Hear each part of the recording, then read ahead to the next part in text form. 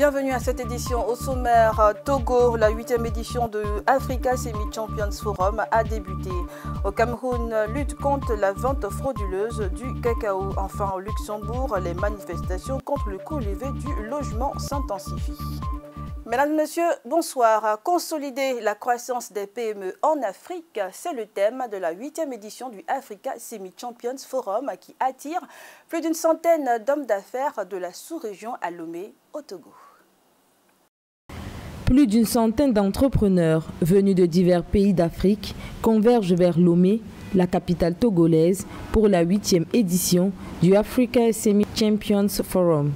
Le thème de cette année est consolider la croissance des PME, un sujet crucial pour de nombreux participants qui font face à des défis majeurs en matière de financement. Parmi eux, Kani Kofi, un jeune entrepreneur togolais qui a créé une entreprise opérant dans plusieurs secteurs, notamment la production de thé à base de bissap. Comme beaucoup, l'accès au financement reste son principal obstacle. Il y a des difficultés beaucoup plus liées à l'accès au financement. C'est-à-dire les PME, on a tendance à demander aux PME de fournir par exemple des titres fonciers comme on l'a dit tout à l'heure.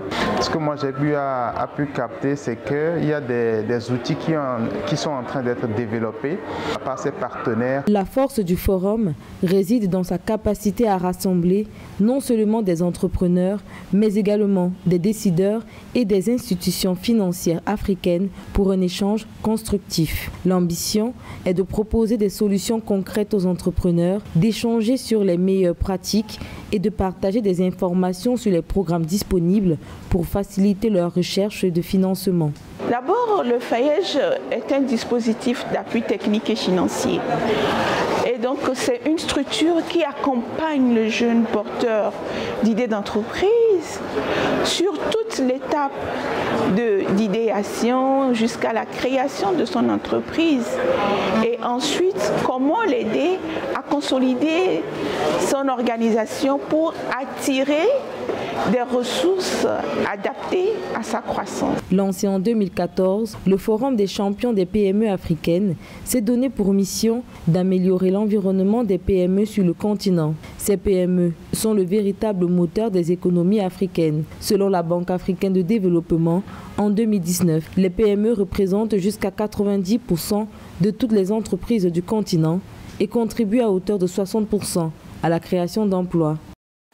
Le 24 juillet 2023, le ministre du Commerce, Luc Magloire Atangana, révélait au cours d'une réunion que les exportations massives et frauduleuses du cacao camerounais, notamment depuis la région du sud-ouest vers le Nigeria, avaient causé au pays des pertes annuelles de l'ordre de 70 milliards de francs CFA. Cette situation a poussé l'État à prendre des mesures plus rigoureuses pour éradiquer ce fléau. Au Cameroun, la contrebande de cacao a augmenté ces dernières années en raison du conflit armé dans les deux régions anglophones. Pour pallier le problème, le gouvernement travaille à l'élaboration d'une nouvelle réglementation de lutte contre la vente illicite des fèves de cacao, notamment vers le Nigeria. Selon le ministère camerounais du Commerce, ce trafic est évalué à environ 30 000 à 60 000 tonnes de cacao ainsi exportées illégalement dans ce pays. Pour le seul exercice 2022-2023, les pertes de l'État du Cameroun sont annoncées à hauteur de 70 milliards de francs CFA. D'abord, la contrebande est l'une des raisons pour laquelle il est devenu très difficile pour nous de récolter annuellement du cacao en dessus de 300 000 tonnes métriques. Ça réduit les revenus du gouvernement parce que la majorité des entreprises ou des particuliers qui exportent sans payer les taxes de sortie ou les douanes ne contribuent pas directement à l'économie camerounaise et alors ceci a un impact sur le rendement et les revenus du gouvernement et leur capacité d'investir dans l'économie locale. Au lancement de la campagne 2022-2023, les autorités camerounaises ont annoncé la suspension à titre conservatoire et jusqu'à nouvel avis des exportations de cacao vers le Nigeria, la mise en place des checkpoints, la prescription aux autorités administratives des zones cacaoyères, du recensement de tous les points de sortie de cacao par les autorités. Une semaine après la mise en œuvre d'une cargaison de 140 tonnes de cacao, d'une valeur comprise entre 175 et 190,6 millions de francs CFA qui a été interceptée aux frontières avec le Nigeria, Nigeria. Dans le cadre de sa nouvelle stratégie de contrôle du secteur, le gouvernement a déjà adopté un projet de décret qui définisse les règles précises pour le conditionnement et la commercialisation des haricots. À part ça, le gouvernement a également coupé la taxe de sortie de 10% récemment sur les exportations. Donc, ceci va encourager plus ces personnes à se formaliser. Mais heureusement, le gouvernement a réagi à ce problème maintenant. Mais ça, c'est une stratégie qui pouvait être mise en œuvre il y a 2 ans et ça aurait évité tous les problèmes dont nous faisons face maintenant. Le Cameroun, 4e producteur mondial du cacao, n'exporte pas officiellement de fèves vers le Nigeria. Les fèves y sont introduites en contrebande à partir des régions du sud-ouest et du nord-ouest qui représentent ensemble environ 40% de la production de cacao du pays, une pratique ancienne à laquelle le pays entend mettre fin. En Angola, les ressortissants de 90 pays pourront dorénavant bénéficier d'une exemption de visa touristique selon le décret présidentiel numéro 189/23 du 29 septembre 2023. L'Angola vient de rejoindre la liste des pays africains autorisant l'entrée sans visa sur leur territoire. Selon le décret présidentiel daté du 29 septembre 2023, les ressortissants de plus de 90 pays pourront désormais bénéficier d'une exemption de visa touristique pour un séjour de 30 jours maximum par entrée et 90 jours par an. Cette résolution intervient alors que le pays d'Afrique australe explore différentes stratégies pour stimuler son secteur touristique. Pas moins de 14 pays africains figurent sur la liste des pays pouvant bénéficier de l'exemption de visa, dont la Tanzanie, le Maroc, le Rwanda ou encore le Zimbabwe. Les Sud-Africains, eux, n'ont plus besoin de visa pour l'Angola depuis le 1er décembre 2017, date à laquelle un accord d'exemption réciproque de visa d'entrée a été signé entre les deux nations. Seuls 5 pays africains, à savoir les Seychelles, le Mozambique, le Rwanda, les Comores et Madagascar, offrent un accès sans visa ou des visas à l'arrivée aux citoyens de tous les pays africains. En Afrique, plus de 200 000 décès sont liés à des actions commises au moyen d'armes légères et chimiques. Dans le but de lutter contre cette situation, les pays présents à la Convention sur l'interdiction des armes chimiques prévoient mener de nombreuses actions afin de résoudre ce problème. Plus de détails dans cet élément.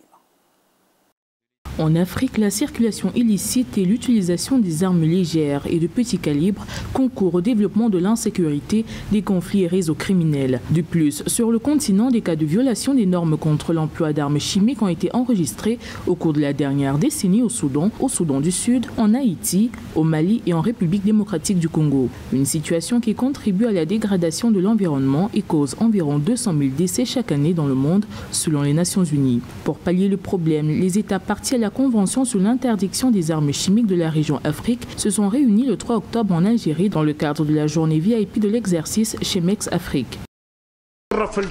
L'Algérie est honorée d'abriter cette importante manifestation et apprécie à sa juste valeur l'initiative conjointe prise par nos autorités nationales et le secrétariat technique de l'organisation pour renforcer et développer l'expertise technique en matière de prévention et d'interdiction des armes chimiques au profit des États partis à la Convention sur l'interdiction des armes chimiques de la région africaine. À l'origine de plusieurs conflits sur le continent et du décès de plus de 45 000 personnes par an, la circulation illicite des armes préoccupe les gouvernements africains. Ces derniers multiplient les actions de lutte dans le cadre de l'initiative de faire taire les armes d'ici 2020 de l'Union africaine. Je voudrais conclure en saluant le professionnalisme dont ont fait preuve tous les participants au Chemex Africa. L'Algérie a une fois de plus accepté de prendre le leadership de la diplomatie et du multilatéralisme de cet événement si bien suivi et si réussi. Le programme Chemex Afrique s'inscrit dans le cadre de la mise en œuvre de l'article 10 de la Convention sur les armes chimiques pour le secrétariat technique de l'OIAC. Au programme de cet exercice, le premier de son genre en Algérie et en Afrique, des formations avancées en matière de protocole d'intervention en cas d'attaque ou d'incident chimique avec utilisation de moyens sophistiqués de reconnaissance, de détection, d'échantillonnage, de décontamination et d'évacuation sanitaire. Le Luxembourg est victime de son succès et n'a plus les moyens de loger ses habitants.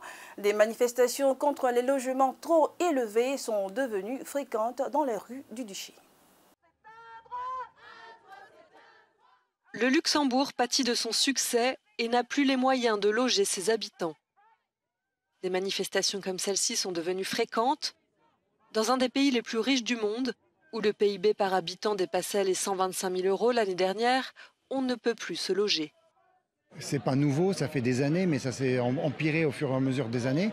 Et en fait, ça s'explique parce que Luxembourg est attractif au niveau financier. Donc, vous avez beaucoup de main-d'œuvre qui est intéressée de venir travailler à Luxembourg. On est obligé de quitter, d'aller de l'autre côté de la frontière pour pouvoir se loger. Mais pas forcément besoin d'être étranger. Ça veut dire, et les jeunes qui ont toujours vécu au Luxembourg, une fois qu'ils partent de chez les parents, ils doivent aller de l'autre côté.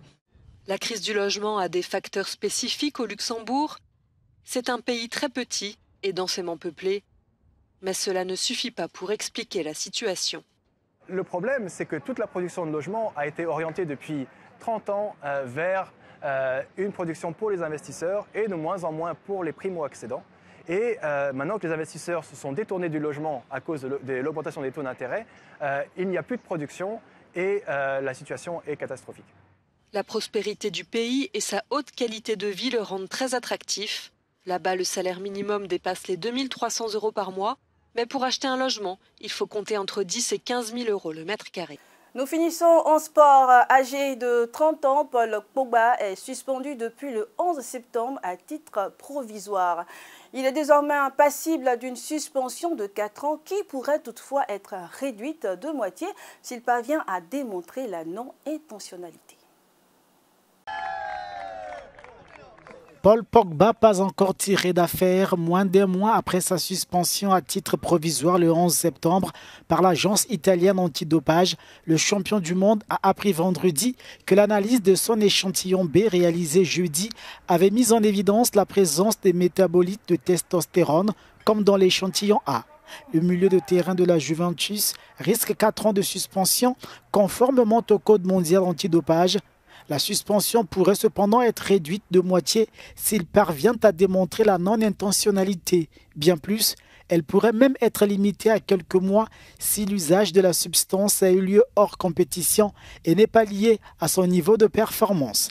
Son entourage avait fait savoir le mois dernier que ces métabolites de testostérone proviendraient d'un complément alimentaire prescrit par un médecin consulté aux États-Unis.